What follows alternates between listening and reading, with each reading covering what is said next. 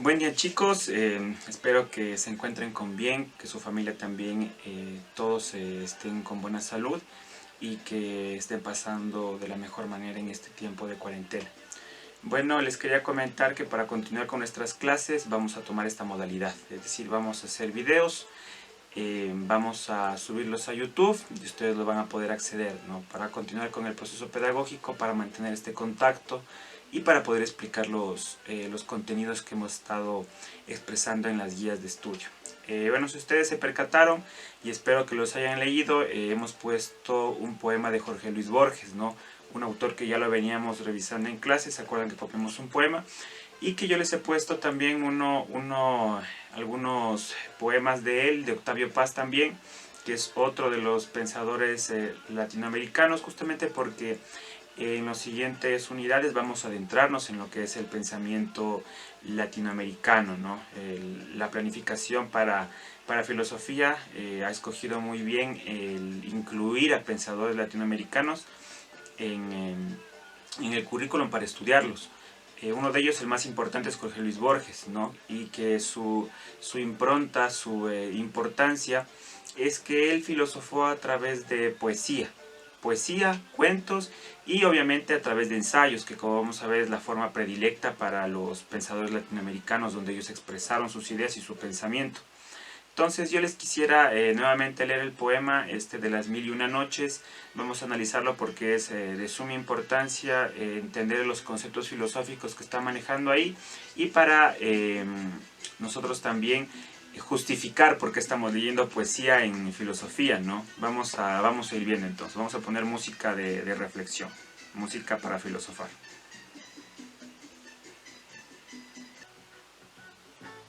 Bueno, ahí lo tenemos. Bueno, este poema está en este libro de poesía de Jorge Luis Borges, y bueno, lo vamos a buscar ya. Arre que no se ve.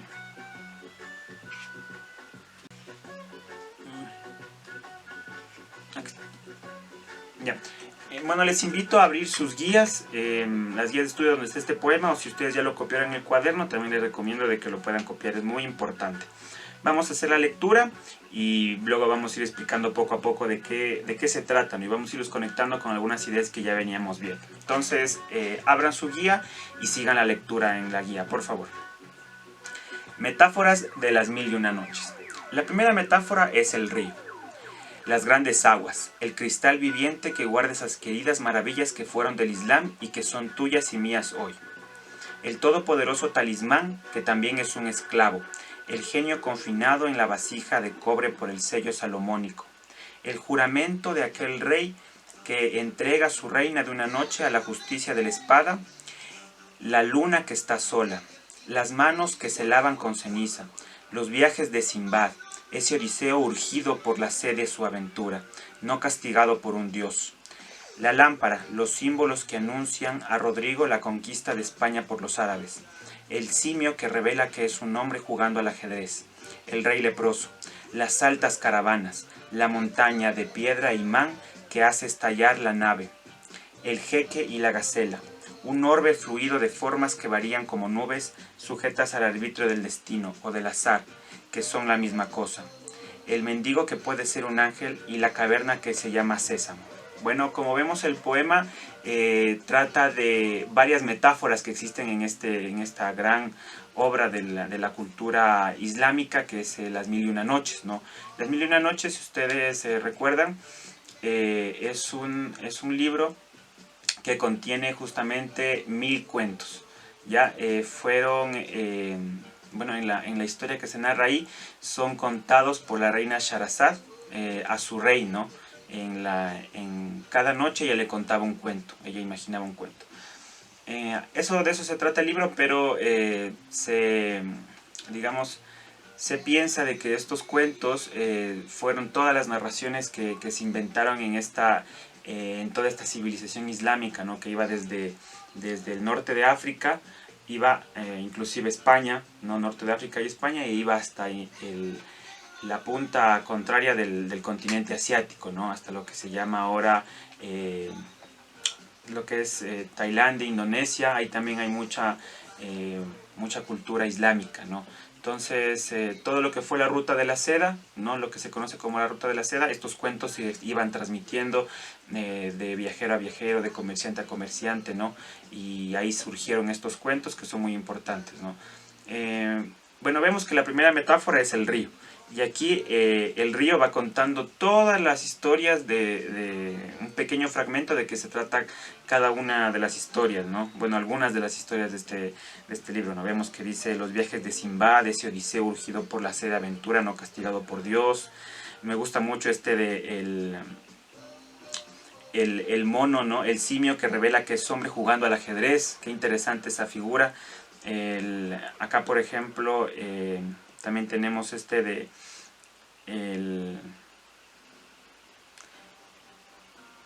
todopoderoso talismán, que también es un esclavo, ¿no? El cuento más famoso que se ha hecho de las mil y una noches es el de Aladín, ¿no? Aladino, que hay películas inclusive, pero si uno revisa el cuento original es bastante distinta la historia, ¿no? Otra de las historias también bastante conocidas es de Simbad, que como veíamos aquí, o de Alibaba y los 40 ladrones, ¿no? Son todas esas historias que están en las mil y una noches, y qué interesante que lo relaciona con la metáfora del río, ¿no? Como Heráclito decía también, el río representa todo aquello que cambia, ¿no? Que fluye y que va cambiando constantemente. Esa es una idea bastante interesante y que en las mil y una noches se expresa como las infinitas historias de la experiencia humana, ¿no? Las miles de historias que la experiencia humana puede generar y que por lo tanto representan a ese río que va mostrando cada vez una nueva cara, ¿no? Que va mostrando cada vez un nuevo rostro de sí mismo. Heráclito decía, nadie se baña en el mismo río dos veces, es decir, el río siempre cambia, ¿no? Es la metáfora. Continuemos con la siguiente metáfora. La segunda metáfora es la trama de un tapiz, que propone a la mirada un caos de colores y de líneas irresponsables, un azar y un vértigo, pero un orden secreto lo gobierna. Como aquel otro sueño, el universo, el libro de las noches está hecho de cifras tutelares y de hábitos. Los 7 hermanos, los 7 viajes, los 3 cadíes, los 3 deseos, de quien miró la noche de las noches, la negra cabellera enamorada en que el amante ve 3 noches juntas, los 3 visires, los 3 castigos y encima de las otras la primera y última cifra del Señor, el 1, ¿no? Qué interesante aquí lo relaciona, ¿no? Va del río a la trama de un tapiz, ¿no? Si ustedes ven cómo era el tapiz el tapiz de los árabes, es un conjunto de formas geométricas conformadas, ¿no? En un patrón exacto, de colores también bastantes variopintos, como menciona aquí, un caos de colores, de líneas irresponsables, de azar, de vértigo, dice el poema, pero hay un orden que los gobierna, ¿no? Hay una regularidad, ¿no? Y en las mil y una noches sucede lo mismo, ¿no? Vemos el río, que es el caos, ¿no? La primera metáfora. El caos, un montón de historias, un montón de personajes, un montón de situaciones.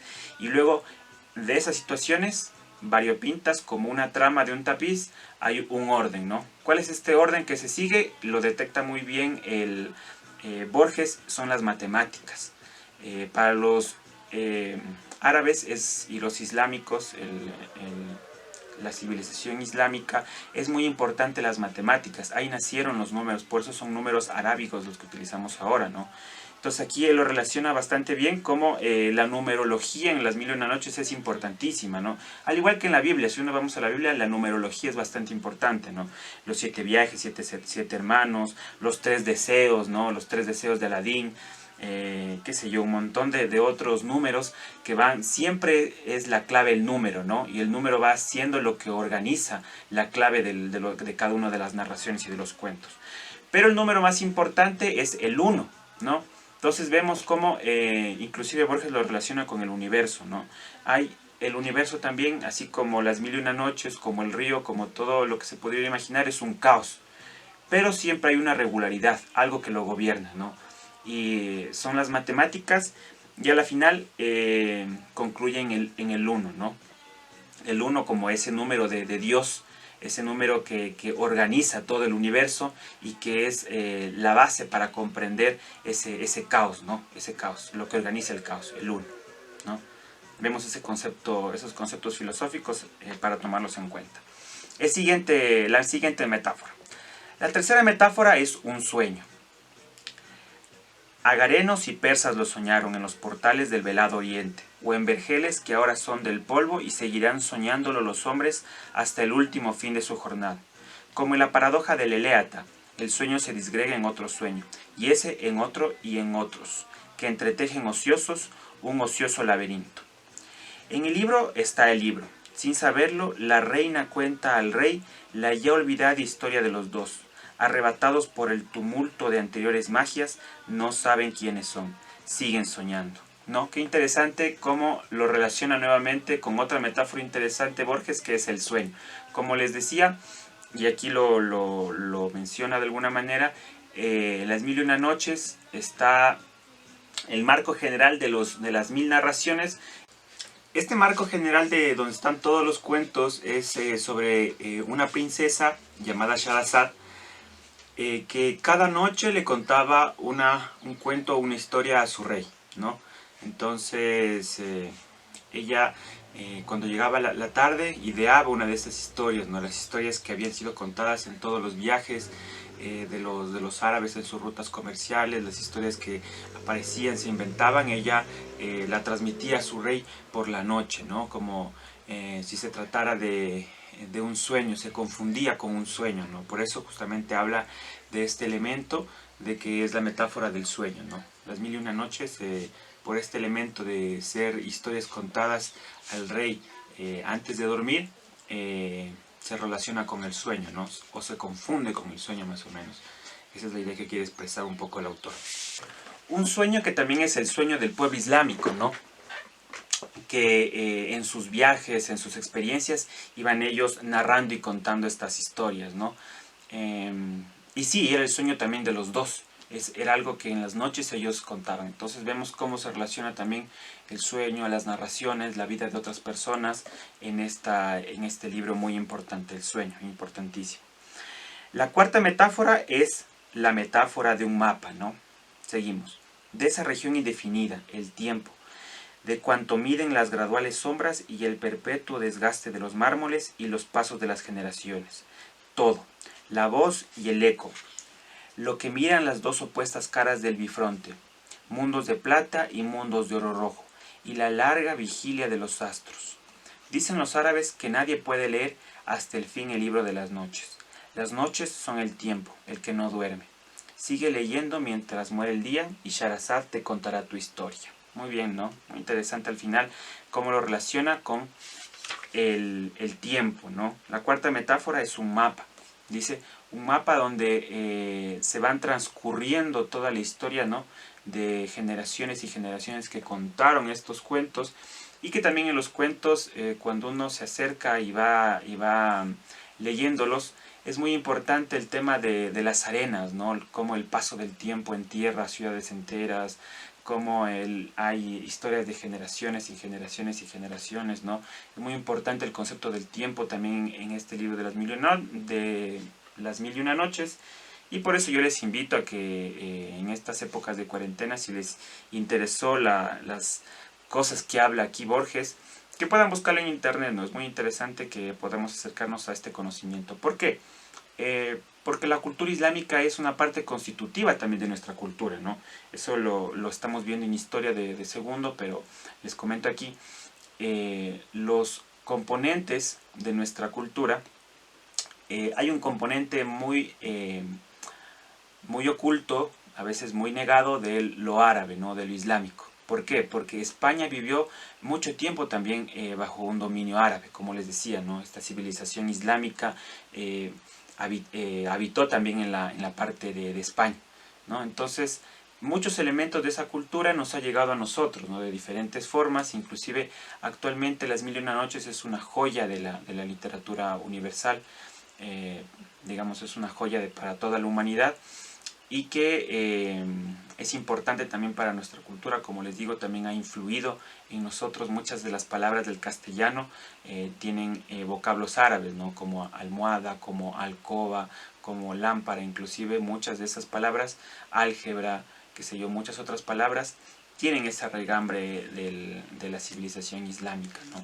Entonces es muy importante, y bien que Borges cuando toma en cuenta estos conceptos filosóficos, estas metáforas que están en las Mil y una Noches, nos convierte también a todos en universales, ¿no? La filosofía latinoamericana y el pensamiento de Borges es importante porque no solamente se circunscribe a América Latina, ¿no? No es un filósofo latinoamericano hablando de América Latina. Y esa es la característica de Borges. Si ustedes lo quieren investigar, lo quieren leer, es un autor que habla de todas las culturas del mundo, ¿no? Cada uno de sus cuentos y sus poemas habla de algún acontecimiento histórico, de algún elemento de la filosofía budista, de la filosofía de China, del confucianismo, luego de Occidente también, de varios aspectos de la filosofía occidental. Entonces, Borges es un autor que cuando lo leemos también nos convierte en universales, ¿no? Que nos acerca a esa cultura universal, ¿ya? Bueno, eso era con relación al poema. También quería conversarles de que les felicito por sus trabajos, especialmente al A y al B, que tuvieron que realizar el trabajo de los silogismos. Espero que haya quedado claro muchos de los elementos.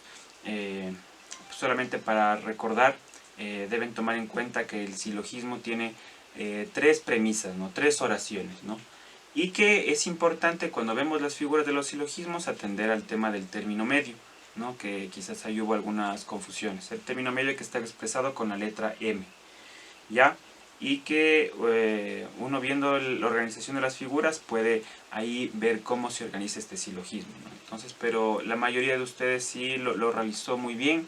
Les felicito por ello y por lo tanto vamos a seguir avanzando en la materia. También les deseo que les vaya bastante bien con la guía de las falacias. Es una lectura bastante amena, bastante sencilla, que está en el libro, que nos va a ayudar a detectar cuáles son estas fallas lógicas de los enunciados, a veces de las cosas que se dicen en la televisión, en la radio o en la conversación cotidiana, ¿no? Entonces, eso. Ahora vamos a atender un momento también el pensamiento de Aristóteles, que lo habíamos expresado también en la guía, y es importante seguirle la línea de este pensamiento, ¿no? Veíamos viendo Platón en las anteriores clases, y ahora también vamos a adentrarnos en el pensamiento de Aristóteles y vamos viendo cuáles son los contrastes entre uno y otro autor, ¿ya? Bueno, entramos con el pensamiento de Aristóteles, ¿ya? Como yo les había dado en la guía, hay un cuadrito que ustedes deben copiar en su cuaderno. Por lo tanto, en este momento, si no lo han copiado, les invito a que lo hagan de la manera más pronta. Y si no, ábranlo en su guía, ¿no? O ábranlo en su cuaderno si ya lo han copiado. Vamos a ir leyendo y vamos a ir explicando cada uno de sus contenidos, ¿no? Entonces, bueno, en un primer momento tenemos la metafísica aristotélica, ¿no? ¿De qué se trata esta metafísica? Esta obra es una obra de Platón, de Aristóteles, donde él va a explicar cuál es su concepción sobre el mundo, ¿no? Sobre qué es la esencia de todas las cosas, ¿ya? Así como lo había respondido para Platón, acuérdense, para Platón la esencia de todas las cosas son las formas ideales, ¿ya? Para Aristóteles, la esencia de las cosas no hay que buscarlas en algo externo a ellas, no está en un mundo ideal, no está en nuestro pensamiento, sino que está en las cosas mismas. Hay que descubrir cómo funcionan estas cosas, de qué están hechas, hay que observarlas para determinar cuál es su verdadera esencia, ¿no? Por lo tanto, anoten ahí un punto importante, porque aquí Aristóteles va a conectar con un pensamiento más científico, ¿ya? De experimentar, ir a ver en las cosas mismas cómo funcionan para hablar de su esencia, ¿no? La esencia entonces es la sustancia, dice Platón, Aristóteles, me confundo. Está conformada por dos elementos, la materia y la forma, ¿no? Vamos a explicarlo con Heráclito. Para Heráclito, las cosas cambiaban, ¿no? Era como el río, como habíamos dicho hace un ratito en el poema igual. Para Aristóteles, digamos, sí, él coincide con eso, pero dice, no todo cambia. Lo que cambia es la forma, ¿no? Vamos ahí en el segundo párrafo. Lo que cambia es la forma, ¿no? El mundo es un ir y venir de formas. Pero hay algo que sí se mantiene constante. Hay algo que, a pesar de que se pueda caer el mundo, que se pueda venir abajo todas las cosas, que las civilizaciones caigan, que aparezcan otras ciudades, que nosotros mismos a lo largo de nuestra vida seamos niños, luego seamos adultos, hay algo que nunca va a cambiar, y para Aristóteles esa es la materia. La materia, como dice ahí, siempre permanece igual, ¿ya? Y lo que va cambiando son las formas, ¿no? Como les decía, nosotros podemos ser niños, luego podemos ser adolescentes, luego podemos ser adultos, hemos cambiado de forma, pero no hemos cambiado en nuestra materia. Nuestra materia sigue siendo la misma, ¿no? Igual todo el mundo desde que empezó, ¿no? Esta es una buena metáfora también. Desde que empezó el mundo, nuestro planeta, ha cambiado de formas, ¿no? Primero era una roca caliente, luego era un mar lleno de agua, luego aparecieron los continentes, y los continentes han ido emergiendo y sumergiéndose a lo largo de toda la historia natural del planeta, ¿no? Pero el planeta en toda su historia ha conservado la misma materia desde que empezó como una roca ardiente hasta ahora que nosotros vivimos actualmente, ¿no? Es la misma materia, la misma cantidad de materia que empezó, es la misma que está ahora, ¿no? Entonces vemos, cambió la forma, pero la materia no, ¿no? Importante. Continúa Aristóteles y dice, bueno, ¿qué más tiene esta materia, ¿no? Si lo vamos viendo. Se distingue, por lo tanto, dos aspectos de esta sustancia, ¿no? Que es el acto, ¿no? Que es lo que una cosa es aquí, es decir, en su presente, ¿no? Es la actualidad, ¿no? Acto o actualidad también podemos entenderla, ¿no? Lo que es una cosa aquí y ahora. Pero es muy importante para Aristóteles, y eso es para toda la filosofía, para cualquier cosa que ustedes vayan a verlo. Una cosa no es solamente lo que es aquí y ahora, ¿no? Lo que es en su realidad presente, sino lo que podría llegar a ser, en lo que podría llegar a transformarse. Y eso se llama la potencia, ¿no? El poder de llegar a ser lo que su forma tiene establecido como fin, como finalidad. Ojo, aquí para Aristóteles es muy importante la finalidad, vamos a ver. Entonces, una semilla es el caso más obvio, ¿no? Una semilla no es solamente una pepita ahí inútil, ¿no? Si esa semilla tiene como una finalidad convertirse en una planta, ¿no? Entonces no es solo una semilla, no es solo actualidad, sino que también es potencia, lo que podría llegar a ser. Si uno la siembra, sale un árbol o una planta, ¿no? Esa es la explicación básica del pensamiento de Aristóteles. Muy importante la metafísica, ¿no? Bueno, luego continuamos en el siguiente recuadro. Dice, todo lo que se mueve debe ser movido por algo, pero no podemos imaginar una serie infinita de motores, ¿no? Aquí trae una explicación sobre una visión de la creación del universo y del mundo, ¿no? Dice, debió haber existido una causa primera, ¿no? Un primer motor inmóvil, eterno y perfecto, ¿no? Que lo podemos relacionar con una divinidad, con Dios, ¿no? Ese primer motor inmóvil puso en marcha todo el universo, pero a él nadie lo puso en marcha. Él es el que puso en marcha todo, ¿no? Como dice Aristóteles, no podemos imaginar una serie infinita de que eso ocasionó tal cosa, y lo ocasionó tal cosa, y lo ocasionó tal cosa. Debemos llegar en un punto donde vamos a decir, esto empezó, y él, Dios, no fue creado por nadie, no fue movido por nadie. Él movió todo, ¿no? Entonces vamos explicando ahí las causas, también otros 4 tipos de causas importantes. Hay la causa material, ¿no? Que es la madera de la mesa, están explicadas ahí de una forma más específica. Causa formal, ¿no? Que es la forma que adquiere esa mesa. La causa eficiente, que es quién hizo la mesa. Es decir, eficiente. Debe ser una razón, ¿no? Alguien que haya podido crear, ¿no? La causa, en esta causa eficiente, es mayor al producto, ¿ya? Entonces el constructor es mayor, representa algo superior a su producto, ¿no? A lo que ocasiona. Y la causa final, que no es no se refiere a un final, a un último, sino a la finalidad, ¿no? Como finalidad, como veíamos en la potencia. Toda cosa tiene una finalidad que debe llegar a completar, ¿no? Eso, o se llama teleología, ¿no? Importante anotar esta palabra, si ustedes están en su cuaderno, anoten abajo. Causa final, ponen una flecha, teleología, ¿no? Es un concepto importantísimo que hace referencia a una finalidad, a un propósito, ¿no? Para Aristóteles, toda materia, todo objeto tiene un propósito, una finalidad. Y eso se lo llama teleología, ¿no? Un principio que está dado desde su origen y lo va a cumplir en su historia. Entonces, bueno, ese es el acercamiento al pensamiento de Aristóteles. Espero que haya quedado claro. Y en los siguientes guías vamos a ir adentrándonos en otros pensadores también importantes.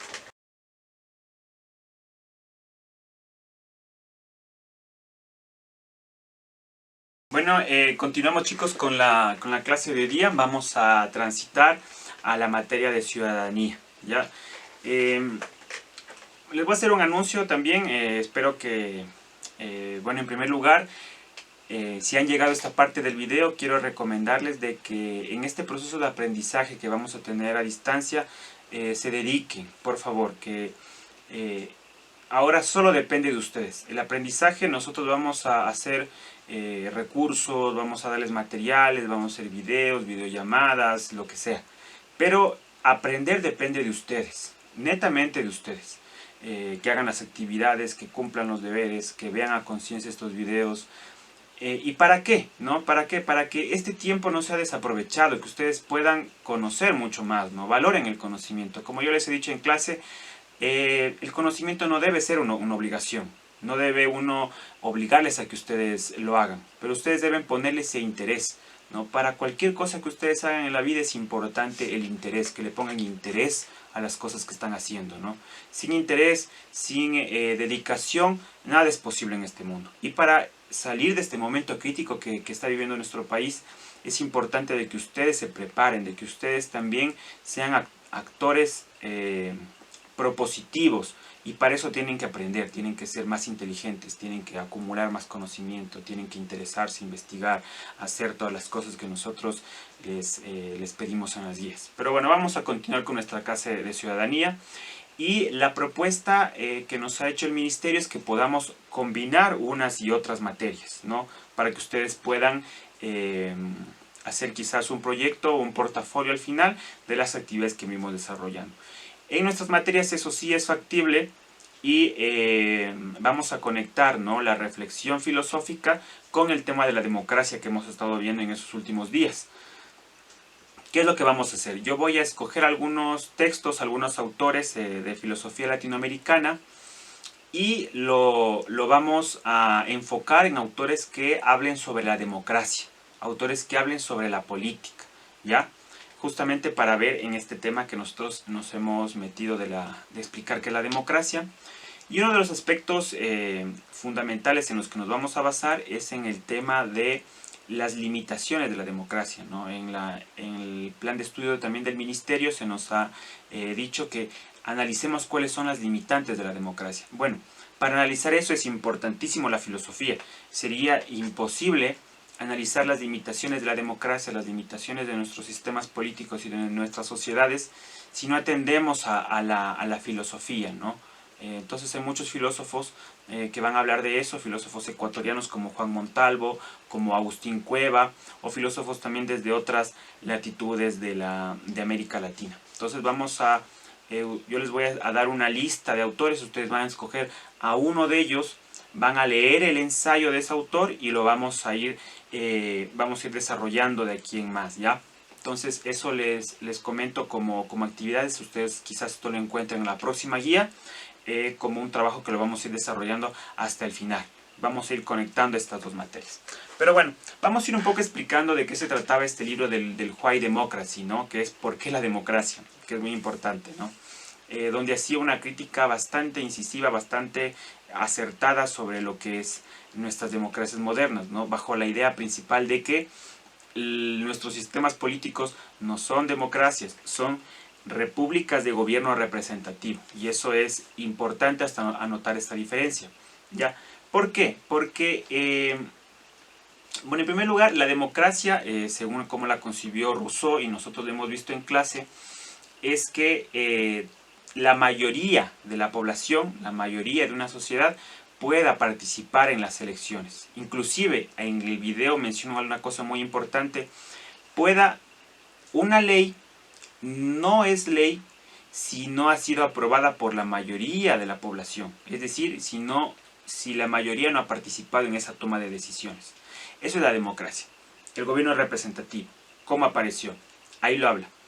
Fue un sistema ideado por el rey para que el resto de la población pudiera participar en cierta toma de decisiones, ¿no? Fue un mecanismo también para las monarquías para aplacar, ¿no?, toda esa emergencia, ese descontento social que existía en esa época, ¿no? Lo aplacaron diciendo, bueno, vamos a coger de su grupo, vamos a coger unas 50 personas, de ustedes unas 20 personas, y así van a conformar una asamblea general, ¿no? Donde participaban ahí el pueblo, representado por los burgueses, que lo explica en el video. Van a participar también el clero y va a participar también la nobleza. Ahora, ¿eso qué tiene que ver con nosotros y con nuestro desarrollo democrático, ¿no? Que nuestro gobierno también, en los principios del Estado ecuatoriano, también había un gobierno representativo marcado por lo que es una aristocracia o por una oligarquía, ¿no? ¿Qué significan estos dos conceptos? Aristocracia, el gobierno de los mejores. Oligarquía, el poder de un grupo, ¿no? Estos dos conceptos se plasmaron en nuestra primera constitución, y los únicos que podían votar eran principalmente los que tenían propiedades, los que sabían leer y escribir, y otra serie de prescripciones que de un plumazo excluía a la mayoría de la población de la toma de decisiones. Ese era el gobierno representativo. Lo vamos a relacionar con la historia de nuestro país. Nuestro gobierno representativo estaba basado en ese sistema. No todos podían votar, solo podían votar los que sabían leer y escribir y los que tenían propiedades. Es decir, un grupo muy minoritario de toda la población. Esa era una oligarquía o una aristocracia, ¿no? Se combinaban estas dos formas de gobierno, ¿no?, en un principio. Pero luego sí, eso quiero aclarar, luego sí, el sufragio universal, el voto universal, es decir, que todos puedan votar sin ninguna restricción, sí fue una conquista popular en Europa. En nuestro país menos, pero en Europa sí fue una conquista, es decir, hubo protestas, hubo mucho conflicto. Ustedes vieron en las anteriores parciales el tema del voto femenino, que no estaba dado, que fue una conquista. Fueron varias luchas donde se logró este derecho. Entonces es importante, ¿no? Si nos remontamos, sí es una conquista popular, ¿no? Igual en nuestro país fue una conquista en la década del 30. Recién en esa época los hombres podían ir a votar. A pesar de que no sepan leer y escribir, se amplió el voto universal, ¿no? Menos las mujeres, ¿no? Las mujeres recién comienzan a votar en la década del 70, ¿ya? En nuestro país. Bueno, vamos a seguir viendo, ¿no? Es muy interesante cómo la principal crítica que hace este personaje, el del video, es que cuando uno elige representantes, y si esos representantes están alejados de nuestra decisión, están alejados del pueblo, no lo consultan, no le preguntan, no hay ningún tipo de conexión, entonces los representantes, a pesar de haber sido elegidos por un sufragio universal, por un proceso democrático, se convierten no digamos, en representantes del colectivo, sino en jefes. Es decir, establecen una separación entre el pueblo que los eligió y ellos que ya están en el poder, ¿no? Vamos utilizando esto para pensar lo que nos está pasando ahora, ¿no? ¿Qué es lo que pasa ahora? Tenemos gobernantes que no consultan nada al pueblo, a pesar de que la población puede estar totalmente en contra, en eliminación de subsidios, en que no haya despidos, en que, qué sé yo, un montón de otros, en que haya un buen presupuesto para salud, que es lo que estamos ahorita pasando. Ellos, como jefes, no hacen caso omiso a esas demandas, a esos reclamos, y hacen lo que ellos quieren, ¿no? Entonces, eso es parte de la educación para la ciudadanía es que lo que aprendemos podamos aplicarlo a nuestra realidad actual, ¿no? Y por eso justamente esta crítica a la democracia era para eso. ¿Qué es lo que se conforman entonces, no? Partidos. Los partidos también, es una crítica bastante dura la que realiza el video, se conforman como máquinas de selección de mediocres. ¿Por qué? Porque los que llegan a la cúpula del partido, como explica en el video y como podemos analizarlo en cualquier caso de nuestro país, de cualquier otro país, no son los mejor preparados, sino son los que siempre han aceptado todo lo que dicen desde arriba. Ellos dicen sí, sí, sí, sí, sí, sí, sí, y luego han llegado por prácticas poco éticas, ¿no? Prácticas desleales y prácticas de quizás por su poder económico, quizás con diferente tipo de argucias, ¿no? Y de prácticas no morales. Entonces, ese es el tema de los partidos, ese es el tema también central de lo que pasa con nuestra democracia, ¿no? Entonces, los políticos, dicen en este video, no son los que están mejor preparados, sino los que han pasado todo este proceso y han llegado a la cúpula, ¿no? De esta manera. Entonces, bueno, es importante esa crítica. Vamos a conectarla, como les decía, con filosofía. ¿Qué dicen nuestros autores latinoamericanos sobre la democracia como proceso histórico y actualmente?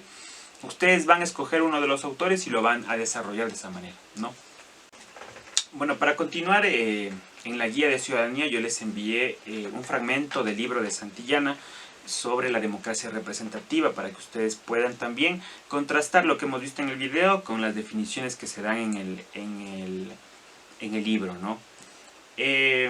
Ahí igual tenemos, ¿no?, aspectos donde ustedes tenían que detectar cuáles eran algunas de las preguntas para armar su cuadro conceptual, ¿no? Entonces yo les puse algunas preguntas con relación a la lectura que les envié, y ustedes deben ahí ir detectando e ir poniendo como puntos, ¿no?, de este cuadro conceptual que les envié. Pero que es interesante, me pareció muy, muy bueno que lo tomemos en cuenta, es el cuadro del final, ese cuadro azulito que ustedes seguramente lo tienen en la guía, ¿no? Que es una opción, una manera en la que esta democracia representativa también puede ser interpelada por el pueblo, ¿no? Puede ser también cuestionada, y puede también la organización colectiva influir también en las decisiones del poder, ¿no?, del Estado. Vamos a ver entonces.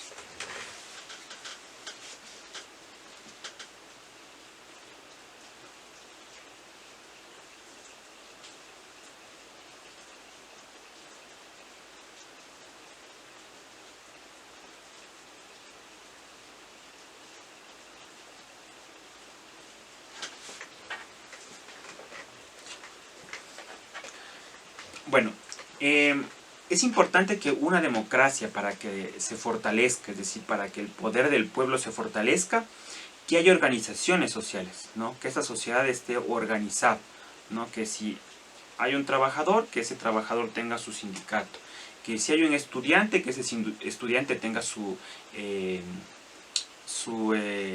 asociación estudiantil, ¿no? Y así de diferente tipo, ¿no? Si hay un campesino, que tenga su organización campesina.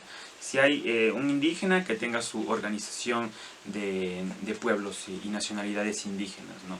Entonces, ¿por qué se fortalece así una democracia, no? Porque hay debate, y en ese debate de las organizaciones se conoce cuáles son el interés del pueblo, ¿no? Cuáles son las demandas, los intereses, cuáles son las verdaderas reivindicaciones que ellos deben tener. Entonces se construye un sentido crítico, ¿no? Se dice, no, lo que me está proponiendo quizás es este partido, lo que me está proponiendo quizás esta autoridad, quizá no va a favor de mis propios intereses y de los intereses de nosotros como colectivo, ¿no?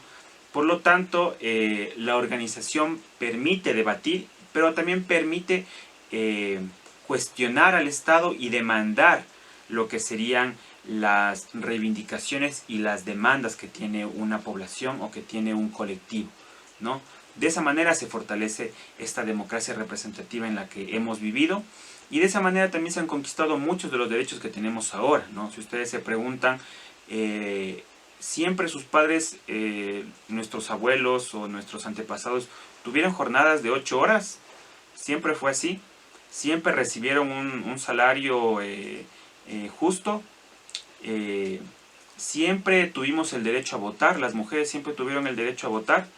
Siempre hubo el derecho a la seguridad social. No, no siempre fue así. ¿Cómo se lograron estas conquistas?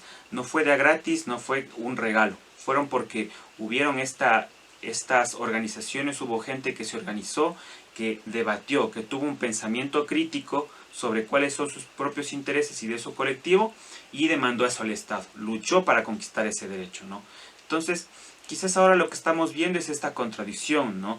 Y con esta, digamos, esta crisis, esta catástrofe en la que estamos viviendo, es esta contradicción entre los derechos conquistados por nuestros antepasados, por las luchas pasadas, y la necesidad de un Estado por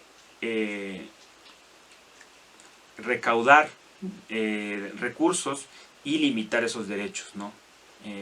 Vemos ahora cómo se dan despidos, vemos ahora cómo en muchos lugares de trabajo se reduce el sueldo así porque sí.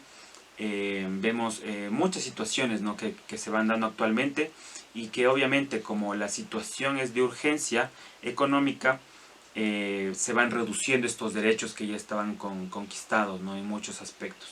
Entonces, sí es importante que como sociedad, que como colectivos, que como de diferentes aspectos y como ciudadanos, inclusive individualmente, podamos tener un sentido crítico de defensa de los derechos, y también en un momento crítico como este, poder debatir cuáles son las posibles soluciones a lo que vamos a afrontar de aquí en adelante, ¿no?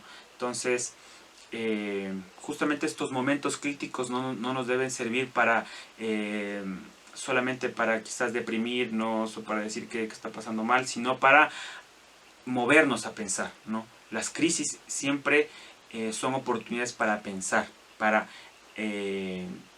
cuestionarnos todo en lo que hemos creído, lo que hemos pensado que es una obviedad, o lo que hemos pensado que se da así porque sí, y poder pensar en soluciones, poder pensar en cómo transformar. Y eso justamente es el objetivo de la educación para la ciudadanía, ¿no? Tener un sentido crítico, tener un sentido de proponer soluciones, poder tener esas actitudes proactivas también en nuestra participación política en la sociedad, ¿no? Siempre es una actividad política. Cuando dicen, no, yo no soy, nuestro vicepresidente, yo no soy político, a mí no me gusta. Lo siento, señor.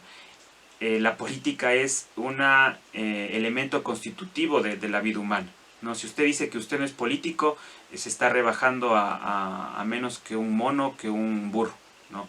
Eso no es así. Todo en nuestra vida tiene que ver con la política, con decidir, ¿no?, con esa voluntad de participar y decidir en cómo queremos que se organice nuestra sociedad, cómo queremos que se organice inclusive nuestros lugares de estudio, inclusive nuestra familia, nuestra casa. También hay actividades, discusiones políticas, debates, no, yo creo que debe ser así, no hagamos de esta manera.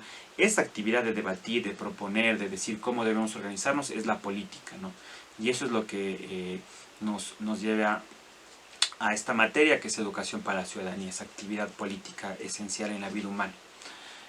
Bueno, chicos, quiero despedirme de esta transmisión, de esta clase, diciéndoles que en la próxima guía vamos a establecer esta unión, vamos a establecer puntos de unión entre las dos materias, muy importantes para que llevemos este proceso de aprendizaje hasta el mes de junio, hasta el final de clases.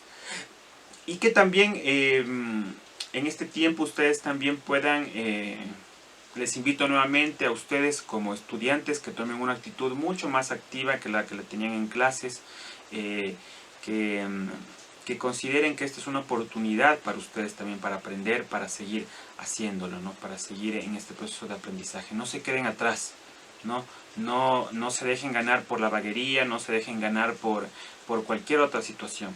Sigan adelante, aprendamos, no nos quedemos en la ignorancia. Lo que necesitamos ahora es todo menos unos estudiantes que no aprovechen este momento para aprender, para debatir, para llenarse de mucho más conocimiento, para poder enfrentar los problemas y los retos de aquí en el futuro. Eso, chicos, les dejo con este mensaje.